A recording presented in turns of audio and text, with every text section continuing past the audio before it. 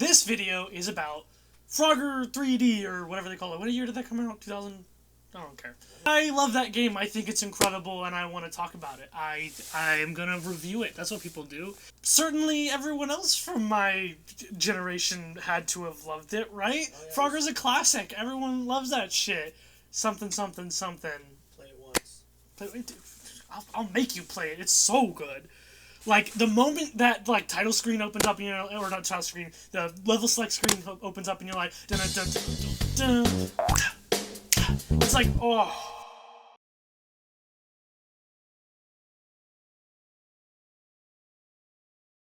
Frogger 3D, or Frogger 1997, or Frogger, he's back! Back from where? Essentially, it's a decent 3D platformer, but not in the way of Mario 64. Every level is a grid-based experience wherein the titular frog can only move in one of 4 directions: up, down, left, and right. You can lick to catch bugs for extra points and lives. You can also do high jump to reach big ledges, or seagulls. Like in the original arcade version, you use your minimal set of skills to search each level in order to find the special colored frogs. And that's it. That's the game. Well, that's not all of it. Levels are also separated into different regions or themes or zones, like every platformer ever in history. Like in older Mario titles, there's also a timer. However, this is no ordinary, hurry up kiddo, gotta keep moving buddy, timer. The timers in Frogger are specifically tuned to each level in order to make sure you have just barely enough time to reach all the hidden frogs. If you don't rush, you will die. This timer resets every time you die and every time you get a frog. So generally, it takes a lot of trial and error. You will game over a lot just trying to find all the frogs in each level the first time you go there.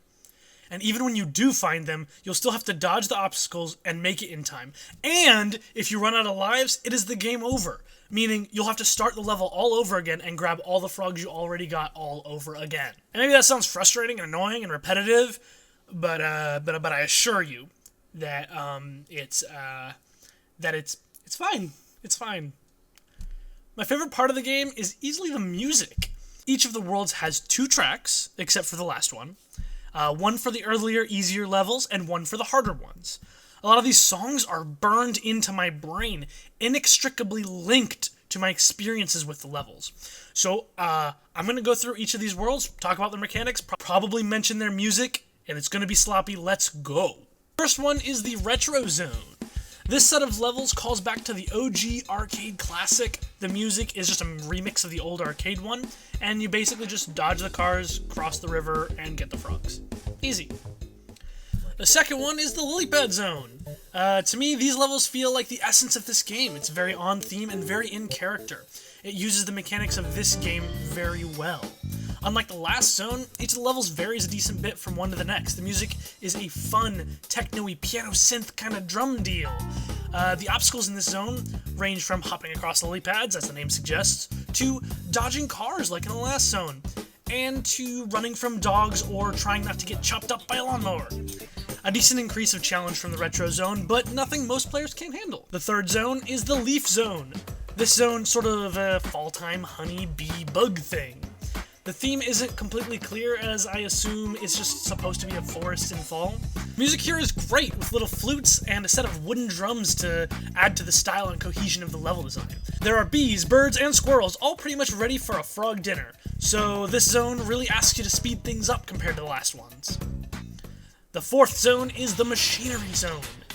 Easily my favorite zone. The music is immediately what stands out first. The clanking metal, the steamworks, and some killer bass makes for my favorite music track of the whole game.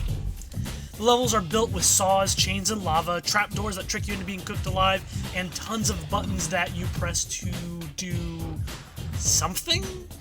You'll find yourself pressing a button and impatiently searching for what it did. It's usually obvious, but the constant tick of the timer kind of makes every second that you're searching for what it did, instead of moving forward, feel like an eternity. The fifth zone is the Cave Zone, and just as it sounds, it's a deep, dank cave with spiders, bats, and ice. Oh, and also skiing inside the caves. The music in these levels uses a lot of sound sampling, like many of the other levels in the game, but it does it really elegantly, which makes the music feel groovy and well placed. For some reason, this cave has a massive ski slide in it that you speed down so fast that sometimes the frame rate can't keep up with you. Like in all the other levels, you dodge foes, grab frogs, and try to keep the lights on. But now with the added bonus of hyperspeed. Oh, and did I mention that light bugs that you eat do not come back? So you could be skidding down this ice ramp of doom in complete blind dark. Nice one, game designers. The next zone is the Sky Zone. And this is the hardest zone of them all, in my opinion. It wasn't until I was much older and bought a copy of Frogger 3D for the PS1 myself that I finally was able to complete this zone. For years, I hadn't even seen the last 2 levels of this zone. The music is amazing and ethereal and floaty, and it sets the tone perfectly. I think about this music and the Machinery Zone music a lot even today. In these levels, you have to jump across clouds and balloons and flying birds in quick succession at the right times or you will fall to your death. The balloons don't stay in place either. They float up or down and can kill you in those respective ways, but you need their movement to get where you need to be. Yeah, these ones were really rough as a kid. The zone after that is the Sewer Zone. Just as it says, you'll be sliding and bouncing through the sewage and sludge. The music is alright here. The music selection for the first few levels is definitely better than the latter few, but as for the gameplay, these levels are so fun. You are ass. You are bouncing across exploding barrels as they slide down pipes, slipping down oil slicks, and jumping through spiky crushers. What kind of a weird-ass sewer is this? The zone after the zone after the zone after is the Desert Zone. Probably this zone is the worst when it comes to music, outside of maybe the Retro Zone. It may sound a little harsh, and it is, but that's kind of how I feel on the matter anyway. It's not like anything special. As for the level design themselves, it's actually pretty good for the most part. There's boulders, massive ticks and vultures, bisons, and deadly tumbleweeds, I guess. Okay, game devs, sure. Kill me, please! This zone uses a lot of multi-level vertical routes that are on top of one another. This gives players different ways to traverse the levels. Interestingly, this zone uses the time bugs that extend your timer more than any other zone in the game. Final zone is the Tropical Zone. I always called this the Jungle Zone as a kid, and as a final single-level zone, it was actually fairly disappointing. In fact, I ended up finishing it far before some of the other levels. Oh yeah, I forgot to mention, you didn't need to beat all the levels in a zone to move on. Just some. So yeah, while I was still stuck on Time Flies in the Cloud Zone or the Sky Zone, I had already beaten the final level. That was pretty disappointing. The music here is fine. It's not the worst, but it's mostly just sampled animal sounds to match the jungle animals you'll be trying to avoid. That's it. I'm not going to give this game a score. That's not how this works. I want to talk about my childhood nostalgia. This video is about nostalgia, which everyone's fucking done all the time. But that's not what I want to talk about. I want to talk about how it skews your view of something. I'm sure people who played it who were older than me back then, who weren't as impressionable about new forms of game styles, when they played it, they're like, this is like a really dumbed down platformer, it doesn't feel like they're doing a whole lot of new things, and it's not creative and original enough. I get that, but for me, it like blew my fucking mind. Because what I was doing is I was exploring a level. As a kid, I didn't know what was good and bad game design. I just knew what I was doing, and if I lost at a game, I thought I'm bad, not the game's bad. Now, I still to this day think this game's great. Shut up, you're wrong. But I get what the reviewers say the game's too hard, and because of things like this time limit and this one death system, you gotta restart from the beginning of the level, and you're repeating yourself. I'm not very good at structured reviews, but what I'm trying to say here is I love this game because it made me feel like I needed to explore, but I valued the exploration because I had a limited time to do it. The levels are really interestingly crafted and use the limited scale of mechanics. You have so few mechanics in this game because all you're doing is moving. You're barely even like doing any sorts of special jumps, or there's no like new mechanics in the game really necessarily. All you're doing is instead you're jumping in directions. But the way they design all these levels makes me fucking I love it. It's exploring. Maybe it's just the music, I don't know. But exploring, it's cool. I like it. Can I keep doing this? Well, as you progress through the levels, they don't all actually go in a linear line of difficulty. Some actual sections and worlds are way more difficult than others, which I found when I was a kid. One of the last levels is incredibly easy, which is the jungle level. I had no trouble as a kid getting through that, and it's only one level in that zone. Whereas some of the, like, just lily pad levels, some of the last lily pad, whatever they call them, I don't know. The sky levels were so hard. God, those levels. Anyway, I'm just trying to say that maybe those reviewers are right about what they're saying. This is my evidence for why the game itself might not be good. And me nowadays, if I hadn't had all my memories for it, might not have liked it because there's all this evidence to say the game's not good the way I think it is. I appreciate the difficulty. I appreciate the timer. I appreciate the simplicity of design, yet scope of things and everything like that. I appreciate all this stuff, but the question is, are those elements good? That timer, from another person's perspective, is limiting. It ruins their ability to enjoy it because they feel like they're pressured and they don't get to have as much fun. There are lots of things that if I was put a time, say I was playing like Dark Souls and I had a timer before I had to get to the boss, and I wouldn't be allowed to explore the way I wanted to because I immediately just drop dead because I can't, because the timer runs out. That'd be awful. So maybe that's how those people who don't like this game felt. Yet, I still fucking love this game. Is it a drug? Is there subliminal messages that hit my dopamine receptors? I don't know how drugs work. I don't get it. And I'm so funny when I make jokes. Anyway, there are lots of things we feel this way about. I have this weird obsession with physical CDs. I don't know if that one's nostalgic, but I know a lot of people who that's a lot of what it has to do with, because in my generation, when we were first experiencing CD or music, it was physical CDs. And then you put it on the pizza spinner, and we like that feeling. Now, for me, it's a little bit of like this like collector kind of thing. I like to collect things, and CDs are easy for that, but for a lot of people, it is that nostalgia. It kind of connects to people who like vinyl. Well, so my childhood was filled with like the sounds of like villagers being produced in Age of Empires, these sounds of like substitution jutsus in Ultimate Ninja, and lots of soundtracks, like all the soundtracks of my childhood, the video games, and whenever I hear them, I connect to memories, and I feel that nostalgia that makes me go, I fucking love this. It's great. Show me a soundtrack for a new game, and I will be like, oh yeah, that's good. But like, it won't make me feel the feelings. And the music from like the Red Alert game and some of the old ones, well, for me, I really like it a lot. And I wonder if I had been shown it today, would I still be like, would I still be feeling those feelings whenever I hear it? So, I don't give a shit about music, like, in video games as much, like, as a lot of other people do, but the nostalgic ones, it, like, is the exact opposite. Like, it's so big for me in nostalgic games. The music for those games just punch me right in the gut, and I puke out musical notes. Age of Empires, I think that game's still great, and if I had been introduced to it today, I would definitely still love it. I think that game's great. I would still love it if I was introduced to it today. So while I am nostalgic for it, and I have memories, and the music in that game sends me back, oh fuck does it. Visceral feelings, and I enjoy it more because of my nostalgia for it, because of my memories attached to it. The other example I gave, Ultimate Ninja? No. Oh my god, that game sucks. Ultimate Ninja sucks. All you do the whole game is substitution jutsu. That's literally your whole plan. I have the sound of that fucking log appearing.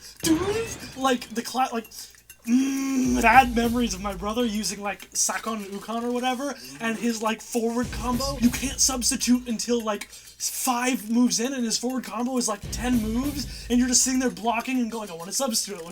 Sorry, these are bad memories. That game is not actually good, but I did enjoy it. That's nostalgia where not only do I have fond memories and I enjoyed it when I was younger, they don't help me enjoy it now.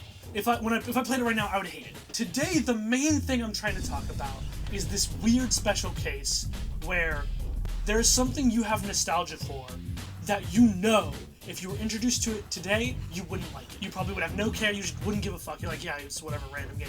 But your nostalgia for it specifically makes you enjoy it, and you are aware of it, and you're cool with that. Frogger 3D is a super good example of this. The music just kills me. That game is fucking dope, and I still love it, and I played it, like, pretty recently and still really enjoy it. So, this form of nostalgia is something that I want to talk about and understand and kind of delve into, because it illustrates the concept of nostalgia and how it melts your brain. like what it does to your perception of something. This sort of nostalgia, this is the thing where the thing may not be good, and your memories make you like it no matter what. That's just the thing. It's kind of like food that is totally garbage, and it's really not good, or a drink or some shit, and you're like, I like it because as a kid I had it. I know some people who are like that with bologna, because bologna's garbage. Just don't even talk. Don't at me. Bologna's garbage. But a lot of people had a lot of like, their childhood has a lot of bologna in it, and so they really like it, and I get that. That makes perfect sense. I wanted to find out if anyone else also had a similar experience to the one that I had with Frogger, but with something completely different from their childhood. So, I hopped on Facebook and asked all my friends what kinds of things they like now that they only like because of the nostalgia. That way, I could get a better picture of how this sort of memory-based enjoyment can exist in things we otherwise wouldn't bother with. I got some fantastic answers that I even relate to. Here are some of them, and I will try to extrapolate conclusions from them. First one, as I referenced before, physical CDs. I imagine this is a lot like people who grow up with vinyls who are still buying records. The feeling of physically owning it was a sort of identifier. You were collecting the things you liked, and you had proof of it right there. In a way, you could identify yourself by the things you own. And if you own physical versions of the music you like, then you are using music to show people who you are. The same could be said for band merch like shirts, although you can't use band merch itself to show people what that sounds like, so not exactly the same. One that's very relatable to the Frogger one is the PS1 Spider-Man games. Yeah, fuck yeah. This one came from my brother, who also loves Frogger 3D. So we have similar experiences. But I think this relates in much the same way as Frogger 3D. It's nothing special when compared to other games of its time, but a lot of people have memories that make it special. Alright, this next one. Twilight. Give me a break, Twilight haters. Y'all are so boring with your 2008 attitudes. We get it. You hate when teenage girls like things. Neat. But this is a great example. The story is pretty bad. The first movie is awfully scripted. However, a lot of people loved them, and still watch them repeatedly today, knowing full well what disasters they are. My wife included. There's just something about reliving that teenage angst that draws you in. Yet another video game example is RuneScape. Oof, I do not relate to this one myself, but I do remember when it was huge. I was in elementary school, and all my friends were like, dude, you gotta play this game with me, or something like that. I was like 11, chill. And now people are playing it on mobile around me. And I know that is not because they think the game is good. They just like it. The next one is Dragon Ball Z. Finally, someone has to say it. Guys, it's not good. Hey, that's the channel name. It was the first anime for a lot of us. Not me, of course, but a lot of people. I understand that. The whole idea of power escalation and dudes getting stronger and tougher and cooler, literally the plot of every shonen anime ever, it was really appealing to kids who had never seen that kind of show before. And people still rewatch today because of the feeling it gave them when they first saw it. But guys, it's really not good. What I want to say is in things like this, we are complicit in our own nostalgia. It's not a bad thing. It's how most of us survive. A lot of us want to, like, as I get older, I want to play the shit that I played as a kid, not new stuff anymore. I mean, that's not always true. Sekiro's dope. But I get these feelings for games that are nothing in scope or complexity compared to newer games, but I just keep wanting to go back to them. And I don't think that's the simplicity involved. I don't think that's any of those things. I think it's just memories. And when that stuff was new for us, we were so excited to explore something we hadn't experienced before. And so what nostalgia is doing is allowing us to relive that feeling of exploring video games when the concept of video games was new to us. That's what this game is for me. Video games were new to me at that time. So everything about it was amazing to me. And I think that's what a lot of people are doing. That's what the nostalgia people feel nowadays is. they want to experience those things again. Insert joke here because I'm feeling feelings. I gotta scoot this way. My director says so. I will be fired if I don't. My emotions move me to the left, to the left. I'm gonna be honest with you guys. This video took us over 4 months to make, and most of that work was done in the past 2.5, 3 weeks. You're just gonna have to cut it all out and I'll have to redo everything. It's my only option.